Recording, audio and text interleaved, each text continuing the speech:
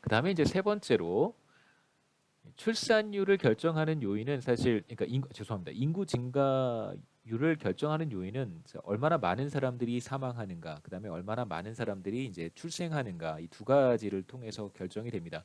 그래서 인구 구조의 어떤 다이나믹스는 사망률, mortality와 그다음에 출산율, fertility에 의해서 결정이 되는데요. 이 두 가지를 좀 간단하게 보고, mortality는 사실 경제 성장 과정에서 우리 크게 중요하진 않습니다. 그러니까 경제 발전론을 우리가 볼 때, 그러니까 저개발 국가의 소득 수준이 높아지는 상황에서 경제가 발전하는 상황에서 사망률이 현저히 하락하는 현상이 나타나지만, 그러니까 경제 성장이라고 하는 쪽에서는, 그러니까 제가 전에 말씀드렸지만 디벨롭먼트 스터디라고 하는 것은 저개발 국가의 경제 발전을 주로 다루는 것이고요. 경제 성장이라고 하는 것은 주로 개발도상국 혹은 뭐 신흥 국가들의 경제 성장을 주로 다루는 것이기 때문에 보통 저개발 국가의 발전 과정에서 모텔리티가 매우 빠른 속도로 떨어지는 것은 뭐 보편적인 현상인데, 이제 우리는 성장에 더 많은 관심이 있기 때문에 모텔리티보다는 이제 퍼틸리티에 더 초점을 맞추어서 출산율에 더 초점을 맞추어서 보도록 하겠습니다. 그다음에 이제 마지막으로 몇 가지 이론적인 설명들이 있는데, 왜 소득 수준이 높을수록 어떤 국가의 소득 수준이 높을수록 출산율이 하락하는가에 대한 이제 몇 가지 이론적인 설명들이 있습니다. 그걸 간단하게 이제 살펴보고 4장을 마치도록 하겠습니다.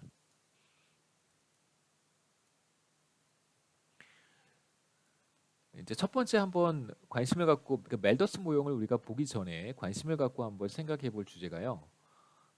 이게 이제 마이클 크리머라고 작년에 그 에스터 듀플로하고 베너지 두 사람과 함께 노벨 경제학상을 받았던, 그러니까 그 발전 경제학이죠.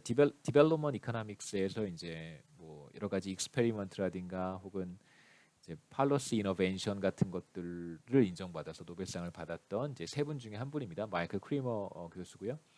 마이클 크리머가 93년에 이제 이런 논문을 썼는데, 저는 이런 종류의 연구를 별로 좋아하진 않았어요.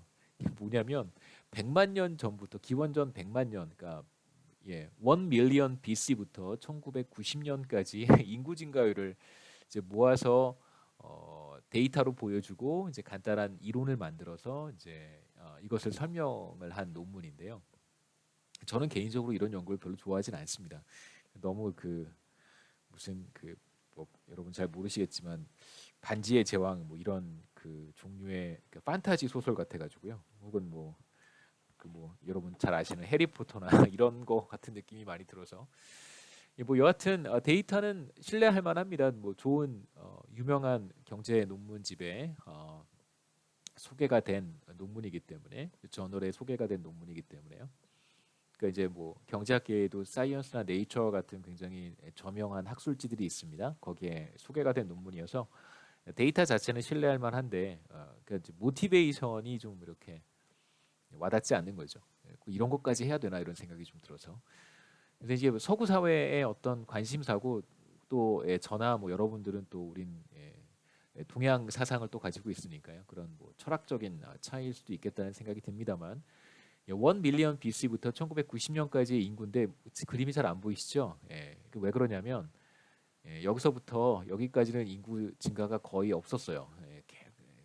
전 세계 인구가 이제 월드 파퓰레이션입니다. 인구가 거의 일정하다가 최근 들어와서 인구가 폭발적으로 늘어난 거죠, 이렇게. 그래서 제가 그림이 별로 도움이 안 되잖아요. 제가 그 논문에서 데이터를 다 가져다가 제가 다시 데이터를 정리해서 이제 그림을 그렸습니다. 다음 슬라이드에서 제가 이제 연도를 조금 줄였어요. 1 밀리언 BC는 좀 이상해서. 기원전 2000년부터 2000년부터 1990년까지 그림을 그렸는데, 비교적 기원전 2000년까지는 인구가 일정하다가요. 기원 후부터 보시면 대략 1000년 이후에 인구가 조금 늘어나기 시작하죠. 그러다가 거의 이제 1800년대 이후부터, 여기서부터도 인구가 증가하긴 하지만요. 1800 본격적으로 인구가 가파른 속도로 늘어나기 시작한 건 사실상 1800년대 이후부터라고 우리가 얘기할 수 있겠습니다. 그러니까 이 그림을 보면 우리가 사실 왜 멜더스의 이론에 관심을 좀 가져야 하는가에 대한 이제 모티베이션이 될 것 같아요.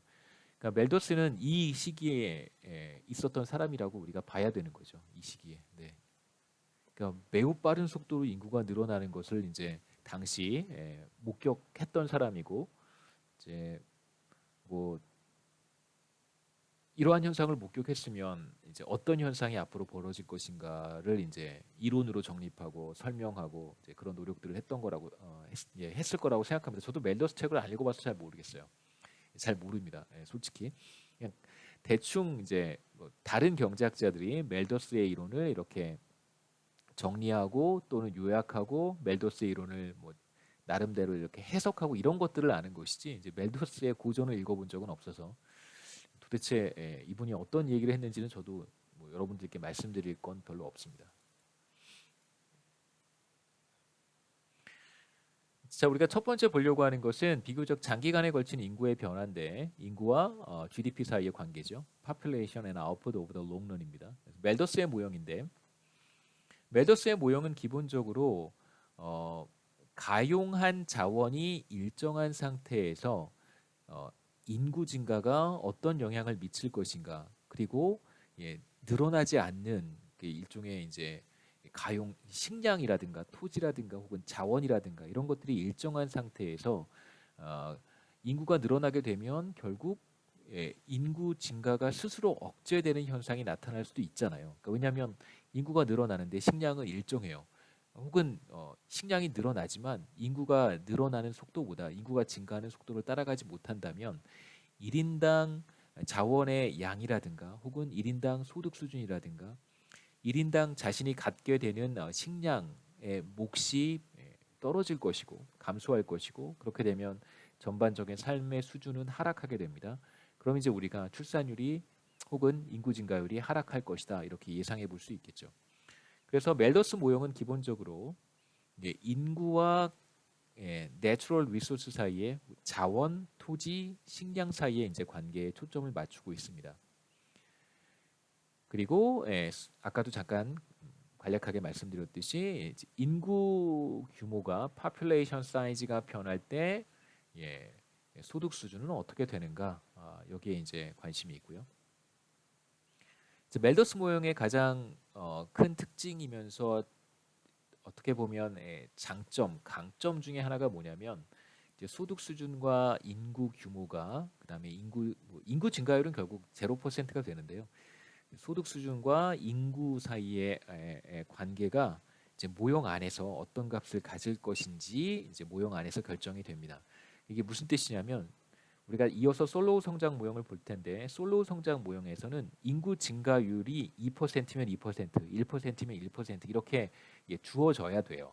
그러니까 모형 안에서 솔로우 모형 안에서 스테디 스테이트 자본 스탁은 결정이 되지만 투자율은 결정되지 않았잖아요. 투자율은 우리가 뭐 예를 들면 뭐 20% 혹은 30% 이렇게 그 값을 지정을 해 주었습니다. 마찬가지로 인구 증가율을 반영한 솔로우 성장 모형에서도 스테디 스테이트 자본 스탁은 모형 안에서 결정이 돼요. 우리가 뭐 예쁘게 그림도 그리고 그렇습니다. 하지만 인구 증가율이라고 하는 것이 모형 안에서 스테디 스테이트 자본 스탁처럼 결정되는 것이 아니고 마치 투자율과 같이 우리가 어떤 하나의 값을 갖는다라고 전제를 해야 됩니다. 가정을 해야 될 거예요. 그런 측면에서 보면 멜더스 모형은 비교적 이런 측면에서는 조금 더 좋은 모형이라고 얘기할 수 있습니다.